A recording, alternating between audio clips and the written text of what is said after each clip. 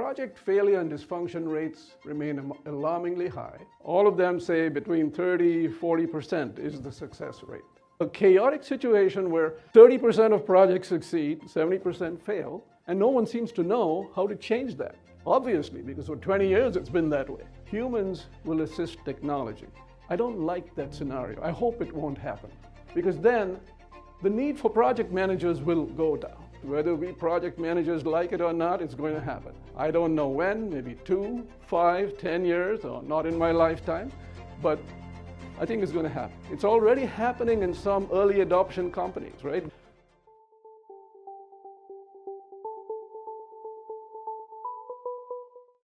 I have had the opportunity to see project management from the inside and the outside.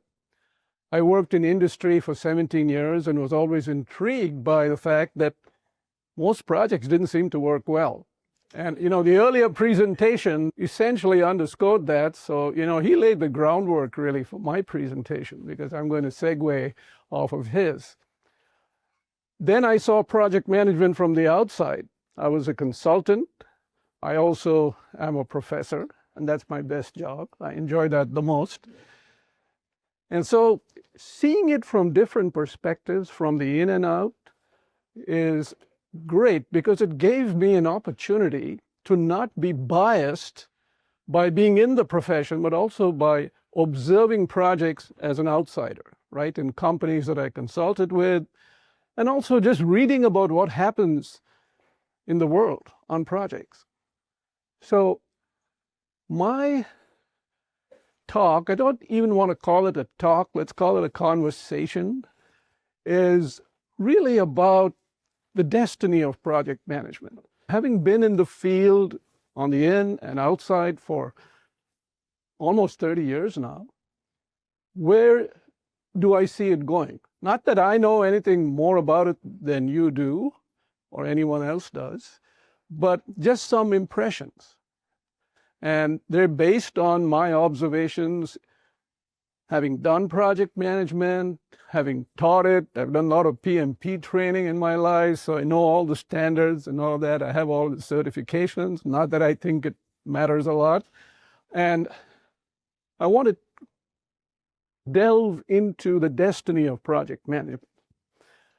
As a professor, it's always a challenge to keep people engaged, because the more information you throw at them, the more likely they're going to lose track. So I want to just give you 3 things to keep in mind for this presentation, right?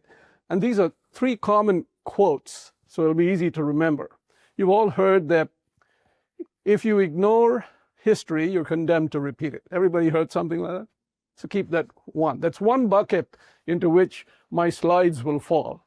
The second bucket is, don't let your history interfere with your destiny, right? So yeah, you got to keep a history in mind, but if you architect your destiny based on your history, that's not good too. You need some of your history, but you got to change. And then the third quote, which you've probably all heard, it's from Jack Welch, the legendary CEO of General Electric. He said, if you don't control your destiny, someone else will. Okay? So 3, easy to remember, right?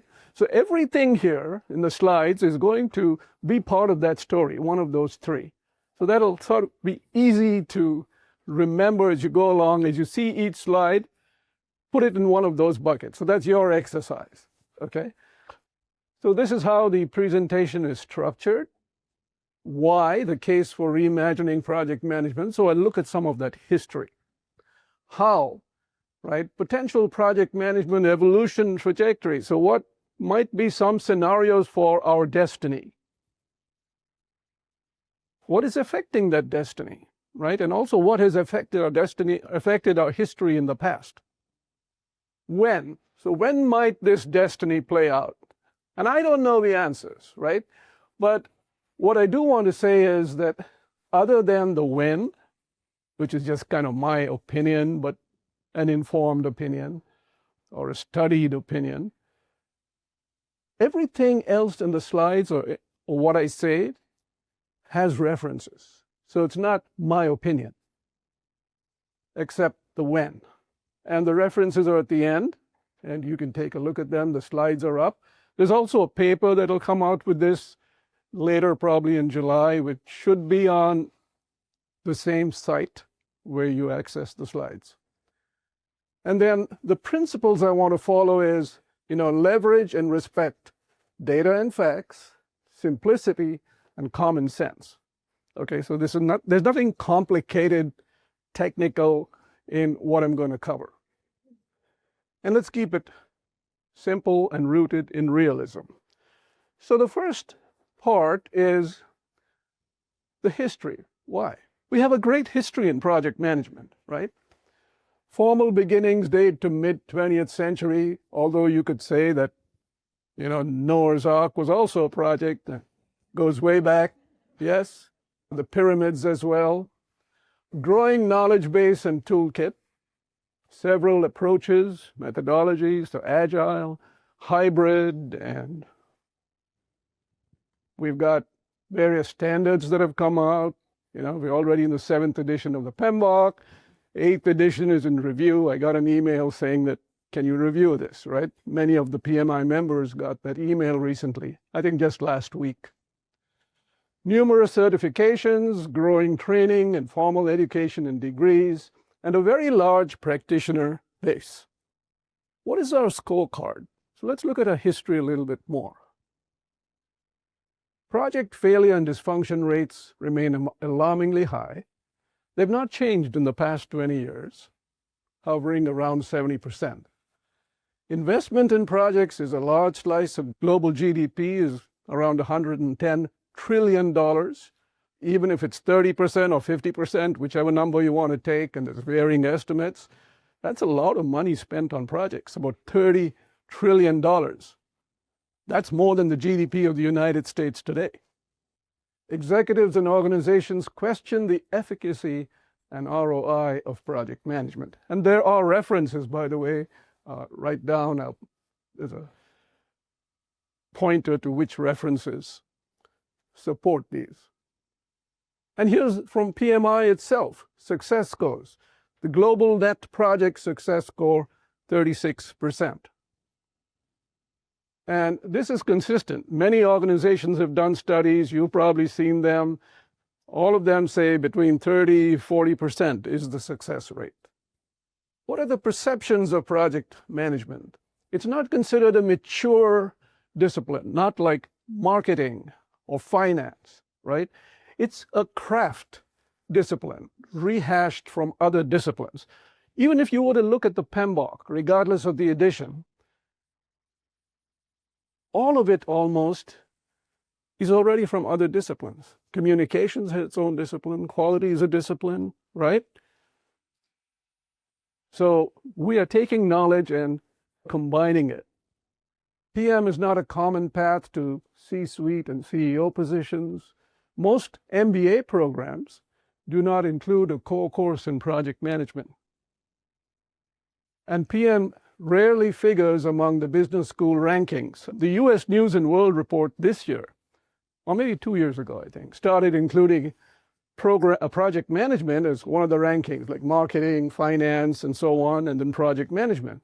And interestingly, none of the top 10 schools, business schools, the MBA programs, have a ranking in project management. They sort of put it on the back burner. It's not that important to them. Why?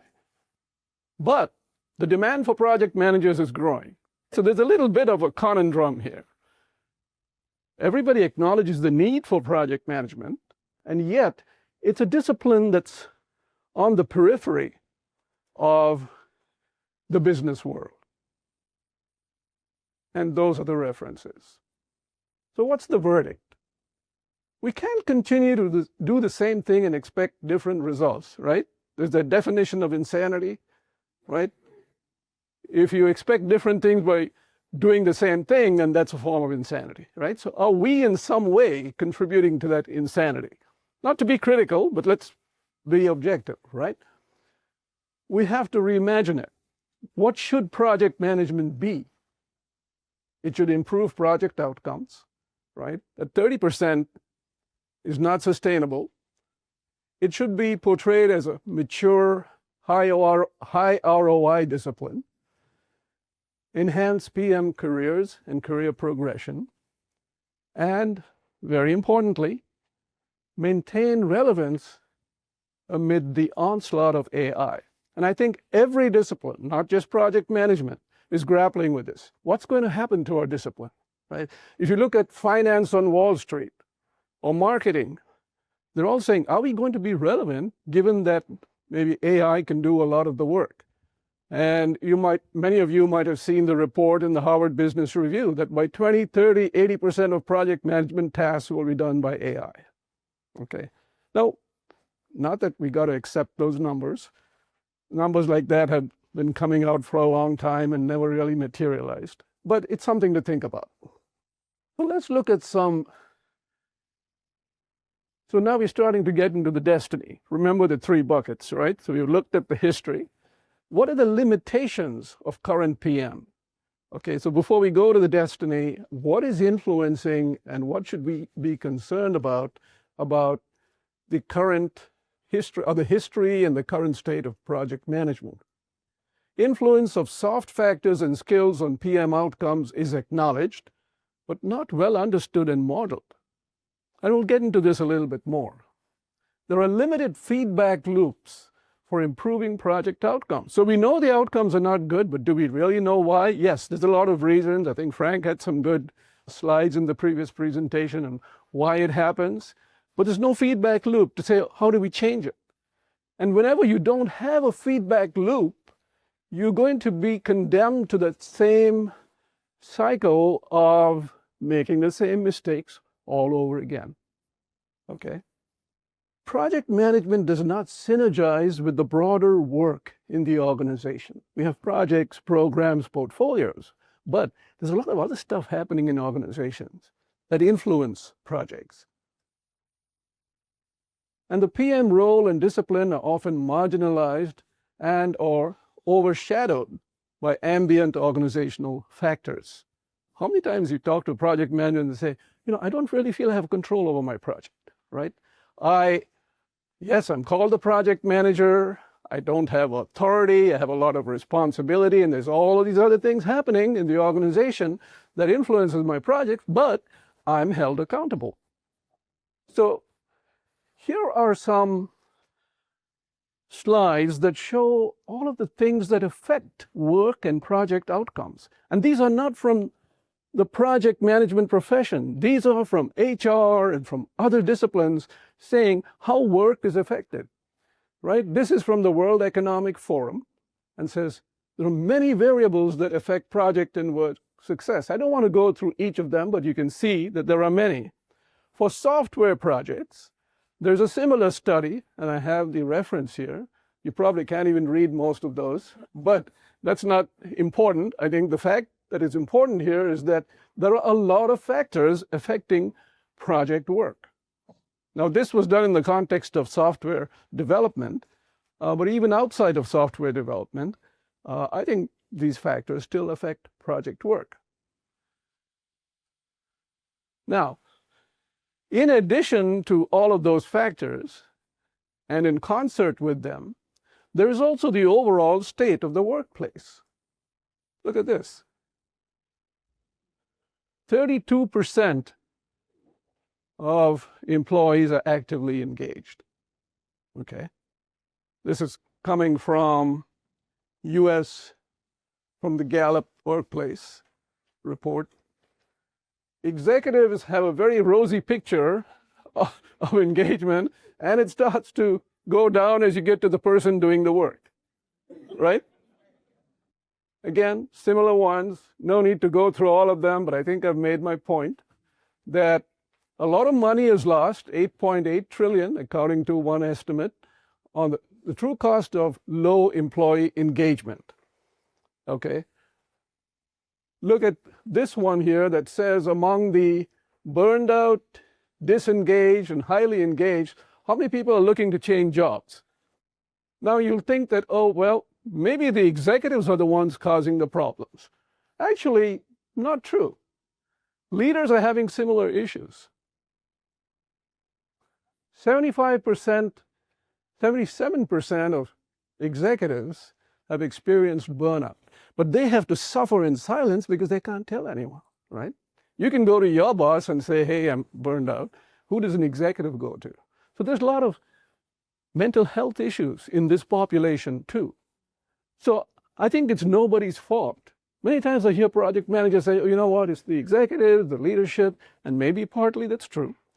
But I think it's an overarching workplace situation where the engagement is low, people are stressed, burned out, many executives and managers are burned out as well. And by the way, there are more recent reports just in the last week after I submitted the slides. There was a 2024 report from Gallup, Gartner, and others saying that actually the engagement rate fell to 21% in the 2024-25 timeframe, and that 75% of managers are very stressed because they're sandwiched between their teams and the executives telling them what to do. So with all of that, it seems like projects are often like a ship on troubled waters, right? And there's all of these things happening that influence projects, and one can give up and say, well, you know, how do I control that?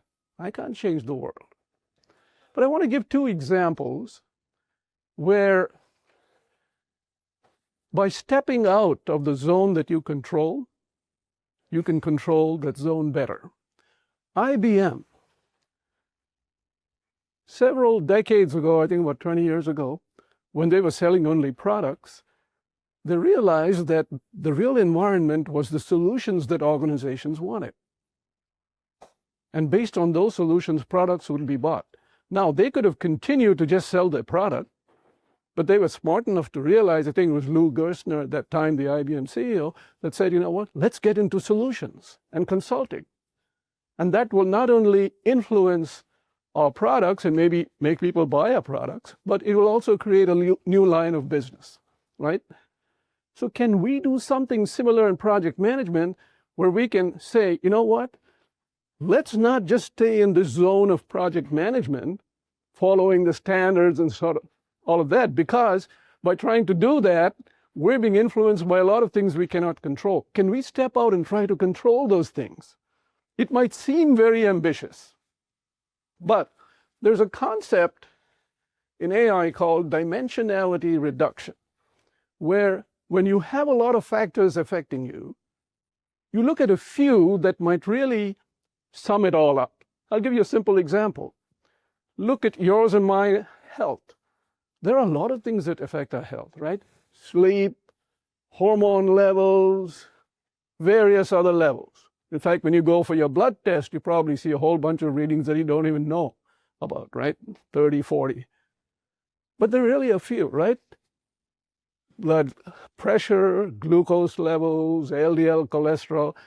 You've reduced the dimension, and by looking at those few, you can get a fairly good picture of your health. Maybe not 100%, but 90%.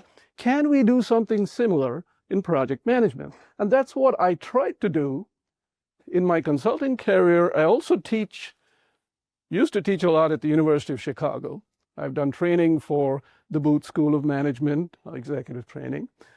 And I was very intrigued by what I found regarding how to assess the likelihood of a project succeeding. So I looked at 6 factors. I'm reducing dimensionality now. The resolve of the organization to do project management right, the environment, the signature of the project, meaning how complex it is, the requirements, how risky. U is really a play on phonetics. It's Y-O-U, meaning each person's level of motivation and engagement. And then learning. How does the organization learn with time? Do they commit the same mistakes? And T is for team.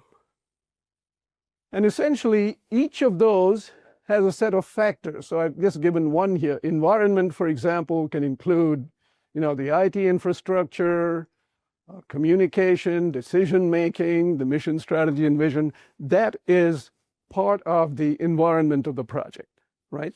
And some of these may belong in many, so that you could have a factor that is in resolve and environment.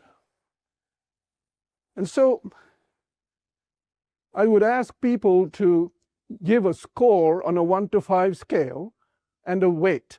The score says, how is that factor helping or hindering the project? And if it helps, it gets a higher score. And how important is that factor?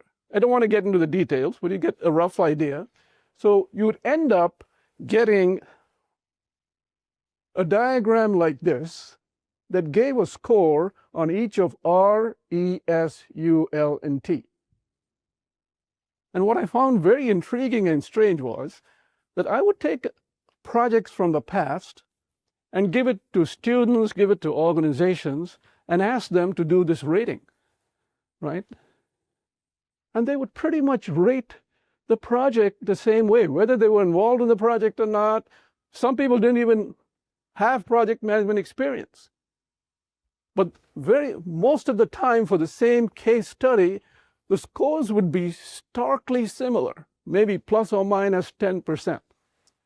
And I started to wonder, does this mean that the crowd knows a lot more about the chances of project success? Do people in the organization, based on the environment, sense how projects will do? And if that sense can be heard at all levels in the organization, is there then a chance to change these factors? So if I get a low score on environment or a low score on learning, executives know what to do then. Today, it's not known. It's just a chaotic situation where 30% of projects succeed, 70% fail, and no one seems to know how to change that, obviously, because for 20 years it's been that way, right?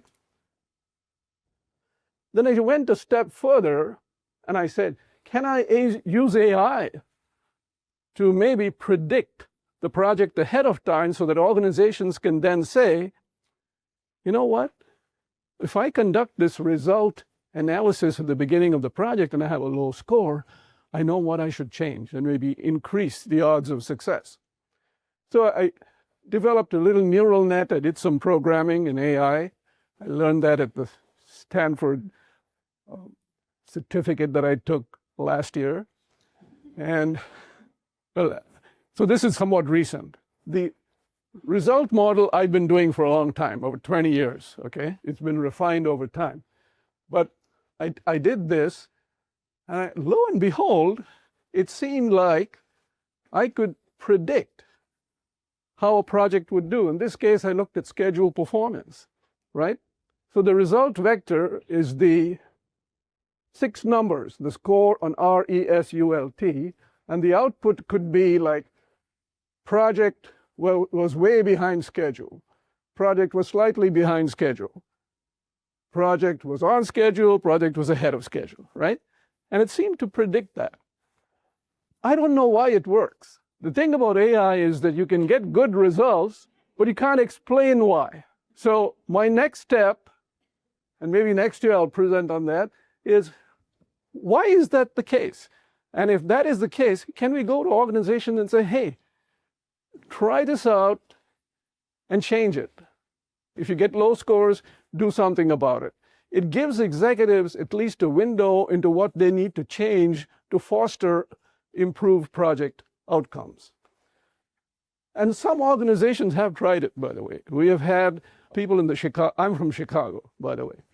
And we have companies in the Chicago area that have attended our courses, McDonald's, we had folks from Google, and some of them have tried it and said, yeah, this model seems to improve project outcomes in a small way. So it's not like huge projects or all over the company, but in their own organizations, they've tried it. So there's some promise here, which then takes us to the fact that, so what could be an evolution strategy, right? Let's say we had this model at a very high level that could assess projects before they start, give it a success score, and then if the score was low, maybe find out why and change the organization, change the culture, You can't change culture that fast, but at least make some tweaks to the culture, the decision making, and then iterate towards a better outcome. So if I were to take that model and put it here, use it to predict work outcomes. So I'll have observed outcomes and predicted outcomes. Study the differences. That's the explainability, right? Which I still don't know, but hopefully I'll find out over time. And feed that back. The multiple variables are the various factors, right? The ship in troubled waters, right? All the storm around us that's going on. And in this model, PM will be transformed, but the human will be at the helm. So project managers will be calling the shots, which is why I like it, because I don't want somebody else to call the shots for us. But technology will assist. So here are some points. So it'll have soft and hard factor inputs, feedback loop. The distinction between PM and data science will become blurred. So project managers will take on a bigger data science kind of role. And the PM role will be expanded and elevated. So talking about those 80% of project management tasks that will be replaced by AI, maybe so, but the project manager will sit at a higher level, right? Analyzing the data, providing solutions for organizational work. So you'll be the work solutionists of organizations, not just project managers.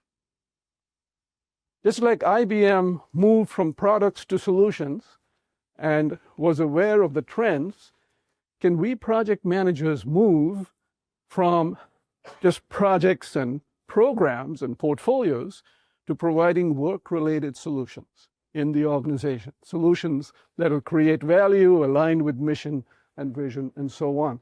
And by the way, organizations that ignore trends can go away very fast, right? We know what happened to Kodak, for example. Now here's another trajectory which I don't like, because I think it will eventually take away jobs, and that is AI will step in, and I'll come back to this model in a couple of minutes, but I just wanted to present it, okay? I'll talk more about that one. But the third one is where we don't do anything. We just let project management go its merry way, right? PM is not transformed. We'll still use technology, maybe a little bit of AI. But in this scenario, human PMs will merely leverage technology, and it's not clear how project success rates would improve. So this is the do-nothing scenario, okay? And finally, the what.